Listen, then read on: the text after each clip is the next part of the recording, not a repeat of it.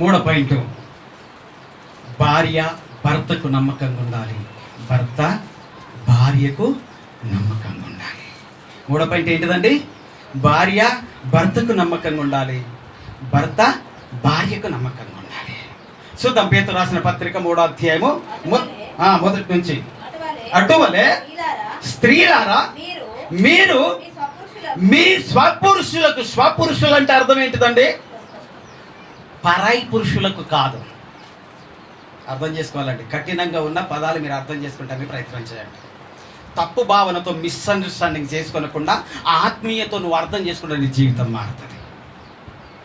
తప్పుడు భావనతో నువ్వు తీసుకుంటే సాతాను పట్టుకొని వెళ్ళిపోతాడు. ఇక్కడ ఆలోచించండి, స్త్రీలారా మీ స్వపురుషులకు అంటే భర్తకు, మీ సంత పురుషుడు భర్త, మీ భర్తకు మీరు లోబడాలి, పరాయి పురుషులకు కాదు. స్వపురుషులు అంటే ఇంకోళ్ళు ఉన్నారన్నట్టే కదా అండి.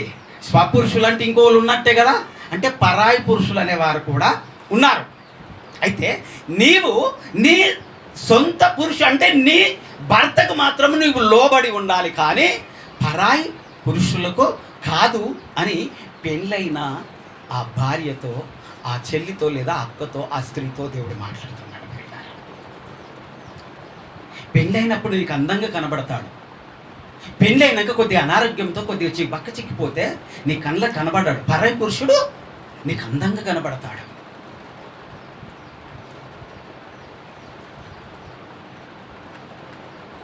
ఎంతమంది లేరు ఇలాంటి తప్పుడు జీవితాలు జీవిస్తున్నవారు? దుబాయ్ కొరకు సంపాదన అందరూ అలా ఉన్నారని చెప్పట్లేదు. ఆలోచించండి ప్రియులారా, ఈ మాట తప్పనిసరి వాడుతున్నా నేను. ఎంతోమంది గుణవతి అయిన భార్యలు ఉన్నారు, కానీ కొందరు చేస్తున్న తప్పుడు పనుల వలన అందరికీ ఈ తప్పుడు పదం పలకడం జరుగుతుంటుంది. కానీ చాలామంది గుణవతి అయిన భార్యలు కూడా ఉన్నారు. ఈ సంగతి ముందుగా అర్థం చేసుకోవాలా. నీవు గుణవతివైన భార్య ఉన్నావా, లేక నీ భర్తకు ద్రోహం చేసే భార్యగా ఉన్నావో నువ్వు ఆలోచించు. నీ భర్త సంపాదనకై నా పిల్లలు మంచిగా బ్రతకాలి, నా భార్యను మంచిగా సుఖపెట్టాలి, నా భార్య మంచిగా ఉండాలి, నా భార్య ఇలా ఉండాలి, అలా ఉండాలి, నా పిల్లలు ఇలా ఉండాలని ఆలోచనతో మీ అందరికీ దూరమై వెళుతుంటున్నాడే భర్త సంపాదన కొరకై. ఇక్కడ నువ్వు విన్న ఎలా ఉండాలి? ఇక్కడ ఉన్న నువ్వు భార్యతో మాట్లాడుతున్న మాట అండి, నువ్వెట్లుండాలి? నమ్మకంగా ఉండాలా లేదా? దేవుని భయం అనేది నీలో ఉంటే నీ భర్తకు నువ్వు నమ్మకంగా ఉంటావు. దేవుని భయం యోసేపులో ఉన్నది కనుకనే రాజుకు దేవునికి నమ్మకంగా ఉన్నాడు, ద్రోహము చేయలేదు. దేవుని భయం అనేది మనలో ఉన్నప్పుడు మన భర్తకు మనము నమ్మకంగా ఉంటాము. దేవుని భయము మనలో లేనప్పుడు మన భర్తకు ద్రోహం చేస్తారు. ఏమన్నా తప్పు మాట్లాడుతున్నానా? జస్ట్ నమ్మకత్వం అనే అంశం మీద దేవుడు మనతో మాట్లాడుతుంటున్నాడు. కుటుంబంలోనే మనం నమ్మకం కలిగి ఉండాలి. ఇది మనం ఆలోచించుదాము.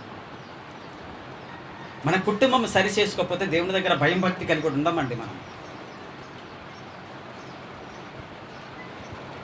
దేవుని భయం మనం ఉండాలి అని అంటే మన కుటుంబము సరిగా ఉండాలి. దేవుని భయం మనలో ఉంటే మన కుటుంబం ఆటోమేటిక్గా సరి చేయబడుతుంది. ఆమేన్.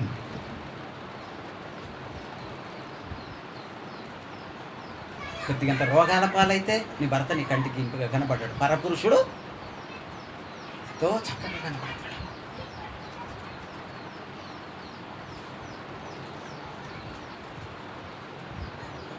ఎవరో ఏమన్నారని మీ భర్త గిట్లున్నాడని పక్కకు పెట్టిన తల్లులు ఎంతమంది భర్తలు పెళ్లి చేసుకునేటప్పుడు తెలియదా?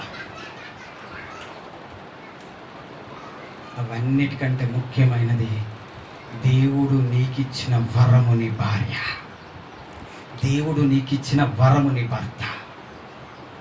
దేవుడిచ్చిన వరాన్ని నువ్వు ధిక్కరించి తప్పుడు పనులు చేస్తున్నావేమో దేవుడు గుర్తు చేస్తున్నాడు. నీ భర్తకు నమ్మకంగా ఉన్నావు. అదే చెప్తున్నాడు పేతురు పత్రికలు. నేనేమన్నా తప్పుడు చదివి చెప్తున్నానా? లేకపోతే సంఘములు ఇలా ఉన్నారని చెప్తున్నాను, మనసులను బట్టి చెప్తున్నాను కాదండి. నమ్మకత్వం అంటే ఏంటిది అనేది జ్ఞాపకం చేస్తున్నాను. ఇక్కడ గమనించండి. తర్వాత చదువునానా పేతురు రాసిన పత్రికలో 3వ అధ్యాయం 1వ వచనమా కంటిన్యూ. అటువలే స్త్రీలారా మీరు మీ సొంత పురుషులకు లోబడి ఉండు. మెయిన్ పాయింట్ మన జ్ఞాపకం చేస్తున్న పాయింట్ ఏంటిదండి? మీ సొంత పురుషులకు అంటే మీ భర్తలకు మీరు నమ్మకంగా ఉండండి అని చెప్తున్నాడు. వారికి లోబడి ఉండండి అని మన జ్ఞాపకం చేస్తూ ఉన్నాడు ప్రియులారా.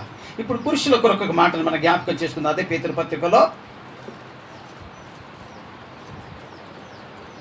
3వ అధ్యాయం 7వ వచనం. అటువలనే పురుషులారా జీవమను కృపావరములలో మీ భార్యలు నీతో పాలివారై ఉన్నారు. ఏమంటే జీవమను కృపావరమట. ఆ కృపావరములో పాలివారై ఉన్నారు మీరు. కానీ నీవు నీ భార్యను నువ్వు ప్రేమించి నువ్వు చేసుకున్న ప్రమాణాలు జ్ఞాపకం చేసుకొని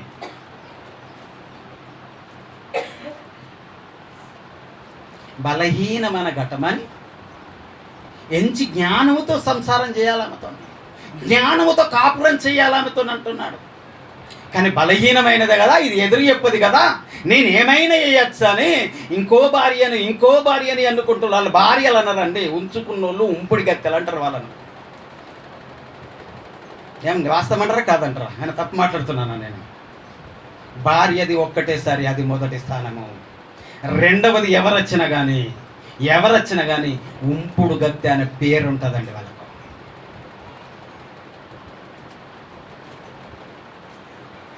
నీ భార్యకు విడాకులు ఇచ్చినా ఇయ్యకపోయినా ఆమె నీ భార్య అనే పేరే ఉంటుంది ఆమెకు.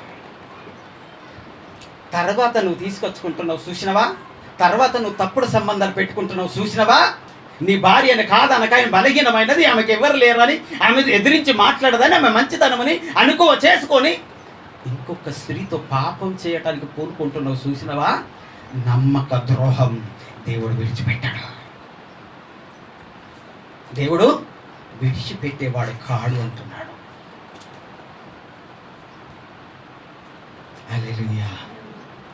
మనం దావీదుని జ్ఞాపకం చేసుకుంటే తన భార్యలుండగా కూడా తప్పుడుగా కదా ఉరియా భార్యను తీసుకొని కదా చెరపట్టుగా చేసి ఆమెతో పాపము చేసినందుకు దేవునికి దూరమైపోయిండు, కుటుంబానికి దూరమైపోయిండు, కుటుంబంలో కలతలు రేగినవి. మనం ఆలోచించాలా పురుషులారా? బలహీనమైన ఘట్టమైన వాళ్ళు చిన్న మాట అంటే పొద్దుగా దాకా ఏడుస్తానండి. చిన్న మాట అంటే కనీసం కదా మళ్ళీ తిందామంటే మనసుకు రాదండి. అందరికి అండి పెడతారు. ఆయన పనికి వెళ్తాడు కదా, పొద్దుగాలనే పనికి వెళ్తాడు కదా అని నీకు కావలసిన కూరలు బువ్వలు అండి పెట్టి తినకుంటాను ఆయన కూర్చుంటారా భార్యలు. కానీ నీకు భోజనాన్ని తక్కువ చేయరండి. అలాంటి వారండి భార్యలు. మనం ఆలోచించాలి. నీ భార్యకు నమ్మకంగా ఉండు, నమ్మక ద్రోహం చేయకు.